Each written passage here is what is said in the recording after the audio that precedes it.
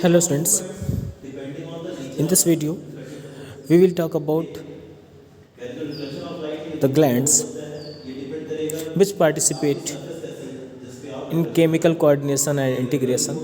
ये जो different hormones का सिक्रेशन करती हैं। इससे पहले वीडियो में हम लोगों ने बात की थी pituitary gland, thyroid gland, parathyroid gland, thymus gland, adrenal gland और थाइमस ग्लैंड के बारे में। इस वीडियो में बात करेंगे जो बची हुई ग्लैंड्स हैं जो इंपॉर्टेंट हार्मोन्स का सिक्रेशन करती हैं, जो केमिकल कोऑर्डिनेशन में हेल्प करती हैं। तो first gland is pancreas gland. As we know pancreas gland जो है ये डिओडेनम के पास प्रेजेंट होती है और ये एम्ब्रियो जो है यानी जो एम्ब्रियोनिक डेवलपमेंट के समय इंडोडर्म से डेवलप होती है। पैनक्रियाज ग्लैंड एक ऐसी ग्लैंड है हमारी बॉडी में जो मिक्स ग्लैंड होती है, यानी जो पैनक्रियाज ग्लैंड है this gland work as well as endocrine and exocrine both. ये इंडोक्राइन और एक्सोक्राइन दोनों के जैसा काम करती है, इसीलिए इसे मिक्स ग्लैंड कहते हैं। यानी पैनक्रियाज ग्लैंड जो है एंजाइम्स और हार्मोन्स दोनों का सिक्रेशन करती है। इसमें 2 डिफरेंट टाइप्स के सेल्स होती हैं। इन डिफरेंट टाइप्स के सेल्स होती हैं तो वो हार्मोन्स और एंजाइम्स का सिक्रेशन करती हैं। जो हार्मोन्स होते हैं, जो एंजाइम्स होते हैं उन्हें पैनक्रेटिक एंजाइम बोलते हैं, जो कि पैनक्रेटिक जूस के थ्रू डिओडेनम में रिलीज़ होते हैं एक पैनक्रेटिक डक्ट से होकर जाकर। लेकिन जो यहाँ पर हम उस पोर्शन की बात करेंगे, उन सेल्स की बात करेंगे, ग्रुप ऑफ सेल्स की जो यहाँ पर हार्मोन्स का सिक्रेशन करती हैं। तो जो पैनक्रियाज है इसका 1 to 2% of total of gland, यानी टोटल जो पैनक्रियाज ग्लैंड है इसका 1 से 2% जो होता है वो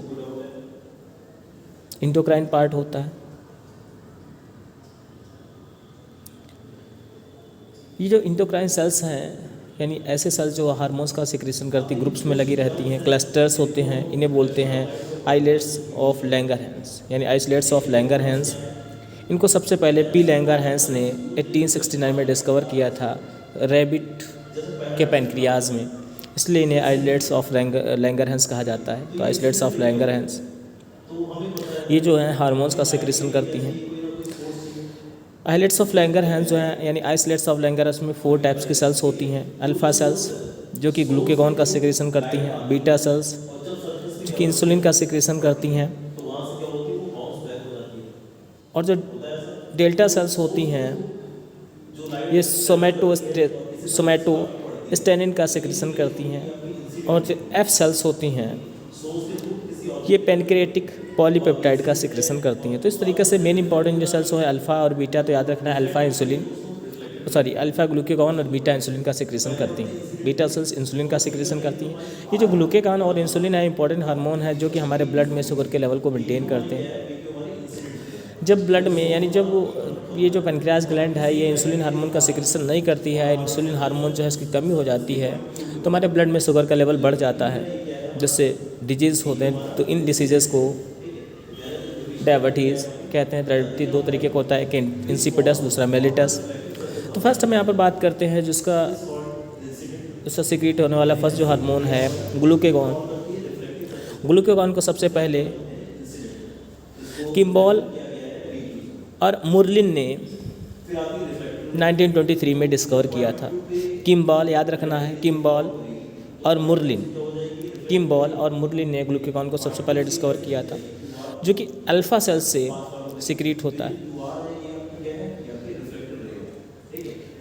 ह्यूमन में जो ग्लूकेगॉन का सिक्रेशन होता है उसमें 29 अमीनो एसिड की एक लीनियर चेन होती है, जिसका मॉलिक्यूलर वेट लगभग 35,000 नियरली 3,485 होता है। ग्लूकेगॉन ग्लाइकोजिनोलिटिक, ग्लूकोनियोजेनिक,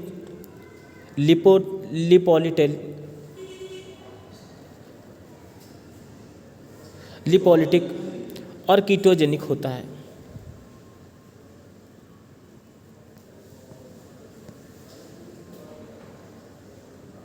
इसका मेन जो फंक्शन होता है वो ब्लड में ग्लूकोज के लेवल को बढ़ाना होता है या इंक्रीज करना होता है। ग्लूकेगॉन ग्लाइकोजिनोलाइसिस को मसल्स में कॉज नहीं करता है। ये ग्लूकोनियोजेनेसिस को इंक्रीज करता है लीवर में और मेटाबॉलिक रेट को बढ़ाता है। हाइपर सेक्रेशन से यानी ग्लूकागॉन के हाइपर सेक्रेशन से हाइपर ग्लाइसीमिया होता है। तो डिजीज़ का नाम याद रखेंगे हाइपर ग्लाइसीमिया। हाइपर ग्लाइसीमिया मतलब होता है hyper secretion of glucagon.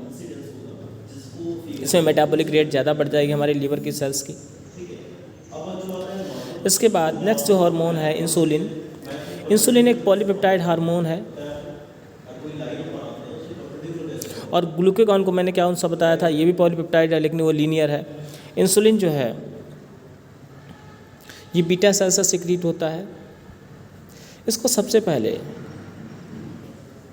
Frederick Bentinck और एच बेस्ट ने यानी बेंटिंग और बेस्ट ने 1921 में डिस्कवर किया था। तो सबसे पहले इंसुलिन डिस्कवर हुआ, उसके बाद ग्लूकागॉन डिस्कवर हुआ।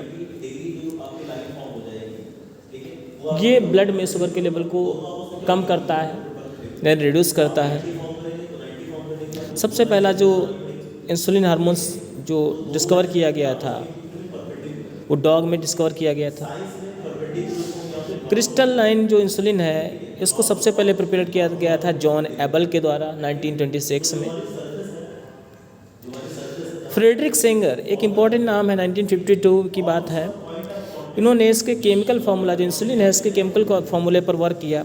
उन्होंने ये बताया कि इसमें 51 अमीनो एसिड्स की लार्ज पॉलीपेप्टाइड चेन होती है, जिसमें 2 चेन होती हैं, यानी ये ब्रांच्ड होता है, इसमें 2 चेन होती हैं, एक ए चेन और दूसरी बी चेन। ए चेन में 21 अमीनो एसिड होते हैं और बी चेन में 30 अमीनो एसिड होते हैं। तो इसको ध्यान रखना है, ग्लूकागॉन में कितने अमीनो एसिड होते हैं, 29 अमीनो एसिड होते हैं और इंसुलिन में 51 होते हैं, जिसमें एक में 21 और एक में 30, यानी ए में 21 और बी चेन में 30 अमीनो एसिड होते हैं।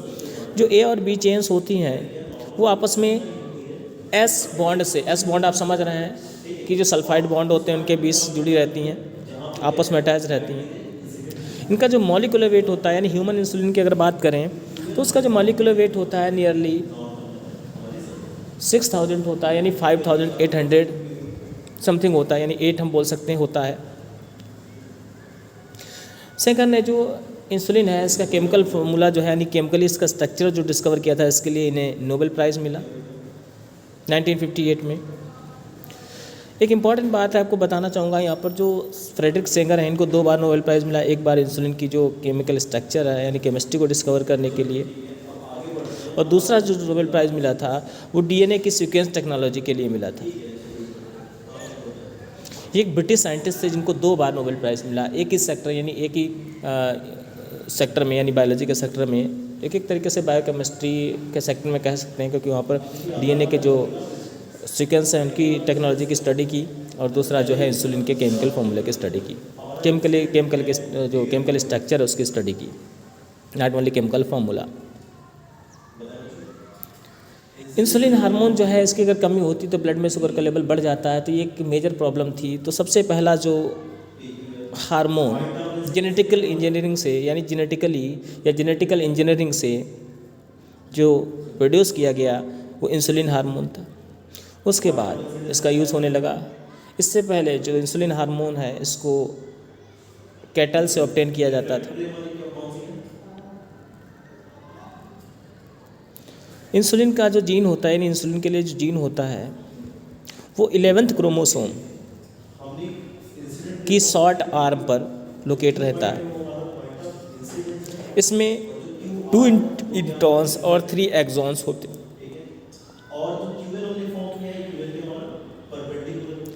इंसुलिन ग्लाइकोजेनेसिस को स्टिमुलेट करता है। ग्लाइकोजेनेसिस मीन्स ग्लूकोज को तोड़ता है और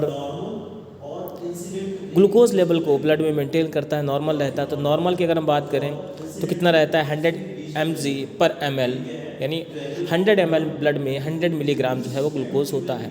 इंसुलिन जो है वो ब्लड में शुगर के लेवल को डिक्रीज़ करता है। अगर इंसुलिन कम होता है तो ब्लड में शुगर का लेवल बढ़ने लग जाता है। डायबिटीज़ मेलिटस एक इम्पॉर्टेंट डिजीज़ है। इंसुलिन की डिफिशेंसी से डायबिटीज़ मेलिटस होता है। एक कॉमन पैथोलॉजिक यानी सीरियस पैथोलॉजिक कंडीशन है जो कॉमनली होती है।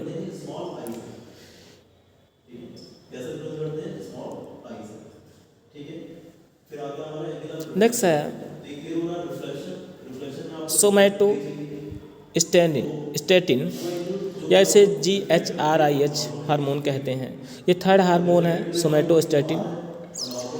ये भी एक पॉलीपेप्टाइड हार्मोन है। इसमें 14 अमीनो एसिड होते हैं जो कि SS बॉन्ड से जुड़े रहते हैं, यानी सल्फाइड बॉन्ड से जुड़े रहते हैं। ये आइसोलेट्स जो सेल्स हैं इनके सिक्रीशन को रेगुलेट करते हैं।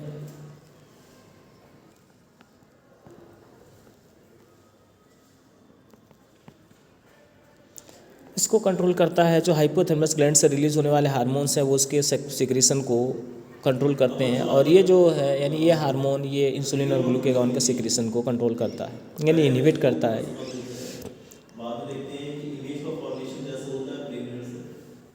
नेक्स्ट है पैनक्रिएटिक पॉलीपेप्टाइड। तो पैनक्रिएटिक पॉलीपेप्टाइड ये चौथा हार्मोन है। इसमें भी एक लीनियर पॉलीपेप्टाइड चेन होती है, 36 अमीनो एसिड्स होते हैं।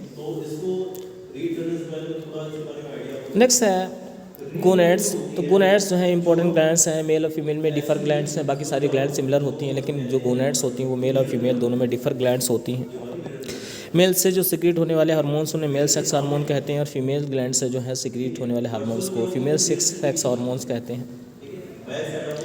ये जो हार्मोन्स हैं यानी गोनैड्स से सिक्रीट होने वाले जो हार्मोन हैं स्टेरॉयड हार्मोन्स होते हैं। मेल से जो हार्मोन सिक्रीट होते हैं उन्हें एंड्रोजेंस बोलते हैं, और फीमेल से जो सिक्रीट होते हैं उन्हें एस्ट्रोजेंस और प्रोजेस्टेरॉन बोलते हैं। एंड्रोजेंस जो है जो मेल गोनैड्स होती हैं उनसे जो हार्मोन सिक्रीट होते हैं वो उनका ग्रुप होता है। एंड्रोजेंस में टेस्टोस्टेरोन, डाईहाइड्रोटेस्टोस्टेरोन और एंड्रोटेस्टिंडियोन आता है। फीमेल में बीटा एस्ट्रेडियोल, एस्ट्रोन और एस्ट्रियोल। प्रोजेस्टेरॉन में प्रोजेस्टेरॉन, 17 अल्फा हाइड्रोक्सी प्रोजेस्टेरॉन आते हैं। तो इस तरीके से फीमेल्स में दो ग्रुप के हार्मोन्स होते हैं, एस्ट्रोजन और प्रोजेस्टेरॉन, और मेल्स में एंड्रोजेंस होते हैं। मेल हार्मोन की अगर हम बात करें तो मेल हार्मोन का सिक्रीशन लेडिक सेल्स करती हैं, जो कि ICSH interstitial cell stimulating hormone जो कि हाइपोथैलेमस ग्लैंड से सिक्रीट होता है इनको स्टिमुलेट करता है, और ये टेस्टोस्टेरोन को सिक्रीट करती हैं। जो प्रिंसिपल मेल हार्मोन है वो टेस्टोस्टेरोन है, जो कि पुबर्टी के लिए रिस्पॉन्सिबल है और सेकेंडरी सेक्सुअल कैरेक्टर्स के डेवलपमेंट के लिए रिस्पॉन्सिबल होता है।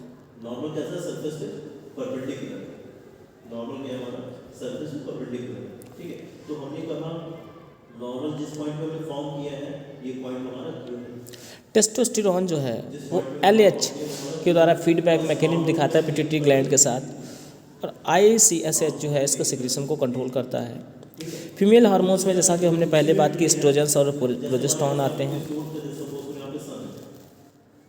एस्ट्रोजन जो है इसको थीका इंटरना सेल्स प्रोड्यूस करती हैं। ग्रेफिन फॉलिकल्स की जो थीका इंटरना सेल्स होती हैं वो एस्ट्रोजन को सिक्रेट करती हैं, जो कि फीमेल के रिप्रोडक्टिव ऑर्गन्स हैं इनके ग्रोथ और डेवलपमेंट के लिए रिस्पॉन्सिबल होती हैं। सेकेंडरी सेक्सुअल कैरेक्टर्स को स्टिमुलेट करती हैं या उनको कंट्रोल करती हैं। एस्ट्रोजन जो है वो FSH के प्रोडक्शन को, जो पिट्यूटरी ग्लैंड FSH जो है उसको सिक्रीशन करती है, उसे सप्रेस करता है। प्रोजेस्टेरॉन हार्मोन जो है वो फीटस की ग्रोथ के लिए रिस्पॉन्सिबल होता है, उसके डेवलपमेंट के लिए रिस्पॉन्सिबल होता है।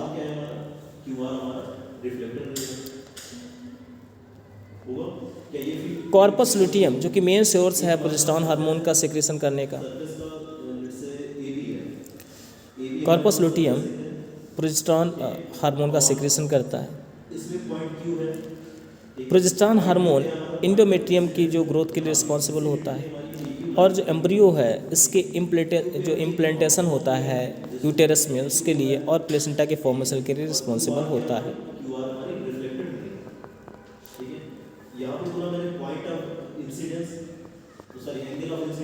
प्रोजेस्टेरॉन ओवुलेशन को सप्रेस करता है, और पिट्यूटरी से जो LH का सिक्रीशन होता है उसको सप्रेस करता है। मिनिस्ट्रेशन है, इसे मिनिस्टर साइकिल भी बोलते हैं, मिनिस्टर साइकिल। इसके लिए एस्ट्रोजन और प्रोजेस्टेरॉन जो हैं ये दोनों रेगुलेट करते हैं। नेक्स्ट ग्लैंड जो है प्लेसेंटा। प्लेसेंटा एक टेम्परेरी ग्लैंड होती है जो कि बर्थ से नहीं होती है, लेकिन जैसे जैसे सेकेंडरी सेक्सुअल कैरेक्टर्स डेवलप होते हैं उसके बाद फीमेल्स में ग्लैंड एब्सेंट होती है। फीमेल्स में जब प्रेगनेंसी होती है तो एक ग्लैंड्स बनती है जिसे प्लेसेंटा कहते हैं, जो कि एक अनस्टेबल ग्लैंड होती है, टेम्परेरी ग्लैंड होती है। प्लेसेंटा जो है वो एम्ब्रियो और फीमेल की बॉडी के बीच एक रिलेशन भी होता है। वो कुछ इंपॉर्टेंट हार्मोन्स का सिक्रेशन करती है, जैसे chorionic gonadotropin hormone, placental lactogen, oestrogen hormone का, प्रोजेस्टेरॉन हार्मोन का और रिलैक्सिन हार्मोन का सिक्रेशन करती है। Human chorionic gonadotropin HCG hormone जो है जब प्लेसेंटा बनता है तो HCG हार्मोन का सिक्रेशन होता है और इसी की प्रेजेंस जो है यूरिन में होने लगती है, यूरिन के थ्रू बॉडी के बाहर निकलने लगता है। इसकी प्रेजेंस से ही प्रेगनेंसी को डायग्नोज किया जाता है। HCG एक ग्लाइकोप्रोटीन है जिसमें कि ग्लैक्टोज और हेक्सोस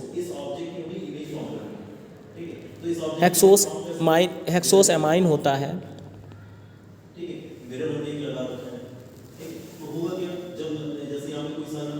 जो कि साइनोटियोट्रोपोब्लास्ट से प्रोड्यूस होता है।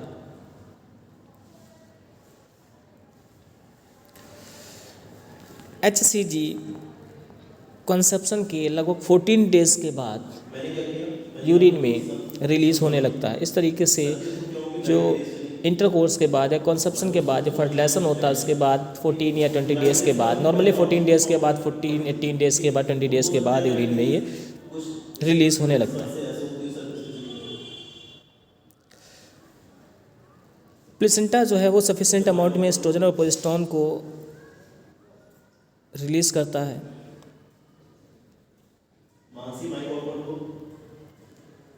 जिससे कॉर्पस ल्यूटियम जो है वो प्रॉपर्ली फंक्शन कर सके प्रेगनेंसी के 6 वीक के बाद। रिलैक्सिन हार्मोन जो होता है एक पॉलीपेप्टाइड हार्मोन है। इसका मॉलिक्यूलर वेट ज़्यादा होता है, नियरली 8000 होता है, जो कि प्रेगनेंसी के समय जो है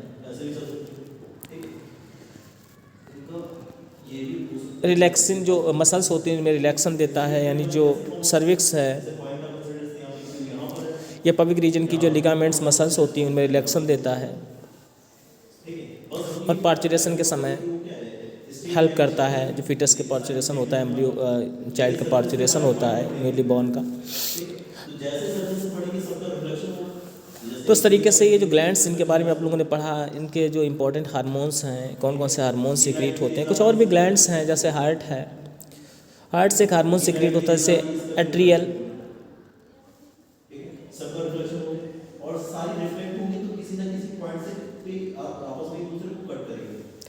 एट्रियल नेचुरी यूरेटिक हार्मोन फैक्टर या एट्रियल नेचुरी यूरेटिक फैक्टर कहते हैं, ANF कहते हैं, जो कि 28 अमीनो एसिड की एक चेन होती है।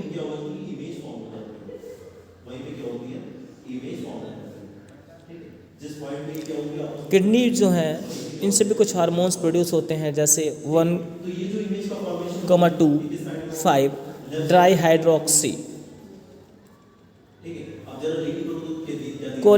कोल्सिफेरॉल हार्मोन, रेनिन है और एरिथ्रोपोइटिन है। ये हार्मोन्स जो हैं इंपॉर्टेंट हार्मोन्स हैं जो कि किडनी से सिक्रीट होते हैं। और गैस्ट्रोइंटेस्टिनल म्यूकोसा है, ये भी कुछ हार्मोन्स का सिक्रेशन करती है जैसे गैस्ट्रिन है, सेक्रेटरिन है। गैस्ट्रिन हार्मोन्स जो है ये हाइड्रोक्लोरिक एसिड के सिक्रेशन को इंक्रीज करता है यानी स्टिमुलेट करता है। सेक्रेटिन है ये पेनक्रियाज जो है इससे एल्कलाइन पेनक्रियाटिक फ्लूइड को सिक्रेट करने के लिए स्टिमुलेट करता है। ऐसे CCK है, ये जो है गॉल ब्लैडर के कंसंट्रेशन जो है उसको इंक्रीज करता है। और जाइमिन है, ये जो है पेनक्रियाज से जो एंजाइम सिक्रेट होते हैं उनको स्टिमुलेट करता है। तो इस तरीके से डिफरेंट हार्मोन्स हैं जो इम्पोर्टेंट रोल प्ले करते हैं दूसरी ग्लैंड्स को स्टिमुलेट करने के लिए। इसके बाद जो नेक्स्ट वीडियो में हम बात करेंगे, नेक्स्ट वीडियो जो होगा नेक्स्ट क्लास में हम बात करेंगे प्लांट्स फिजियोलॉजी के बारे में, क्योंकि यहाँ पर कंट्रोल कोऑर्डिनेशन कंप्लीट हुआ है, ह्यूमन फिजियोलॉजी कंप्लीट हुई है। नेक्स्ट वीडियो में प्लांट फिजियोलॉजी के बारे में बात करेंगे। ओके।